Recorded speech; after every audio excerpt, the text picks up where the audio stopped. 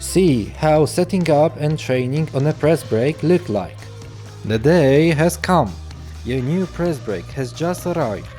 At first, the machine was put into the workshop and set in place.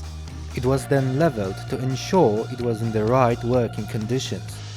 The technician screwed on all the covers and light barriers.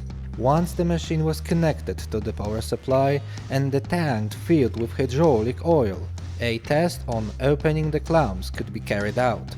It released the tools, which were removed and cleaned of the coating that protected them during storage and transport. Once the tools were cleaned, the machine could be calibrated. The machine was ready. It was possible to move on to the training, which continued the next day as well.